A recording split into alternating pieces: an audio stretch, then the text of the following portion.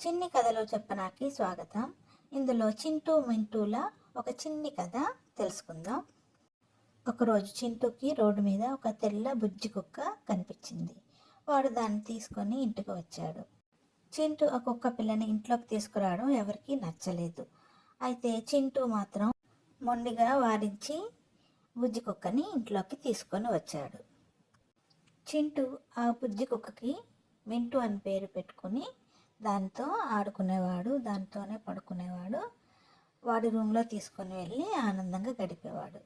రోజు సాయంత్రాలు మింటూని షికారు తీసుకొని వెళ్ళి మింటూతో హాయిగా ఆడేవాడు. చింటూ మింటూని కూడా తన మంచం మీద పడుకోబెట్టి దాంతో పాటే నిద్రపోయేవాడు.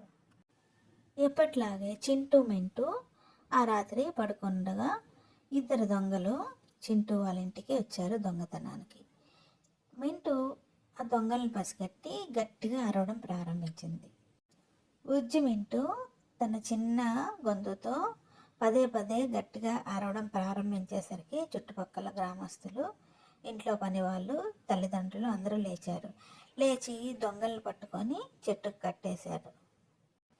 మింటూ వాళ్ళని దొంగలను పట్టుకోవడం సాధ్యమైందని అందరూ మింటూని పొగడసాగారు. మింటూ ఎంత చిన్నదైనా పెద్ద సాహసమే చేసిందని అందరూ కూడా మింటూని తెగ పొగిడేశారు. అప్పటి నుంచి చింటూ తల్లిదండ్రులు, ఇంట్లో వాళ్ళు కూడా మింటూని చక్కగా చూసుకోవడం ప్రారంభించారు. అప్పటి నుంచి మరింత ఎక్కువ ఇష్టం ఏర్పడింది చింటూకి మింటూ అంటే. మింటూకి మరింత బలం రావాలని మింటూకి ఇష్టమైన ఆహారం అంతా పెట్టేవాడు. దగ్గరుండి షికారుకు వెళ్ళేవారు. ఎప్పటికీ మన స్నేహం ఇలాగే ఉండాలని చింటూ మింటూని గట్టిగా వాటేసుకొని ముద్దులు పెట్టాడు. సబ్స్క్రైబ్ టు చిన్ని కథలు చెప్పనా.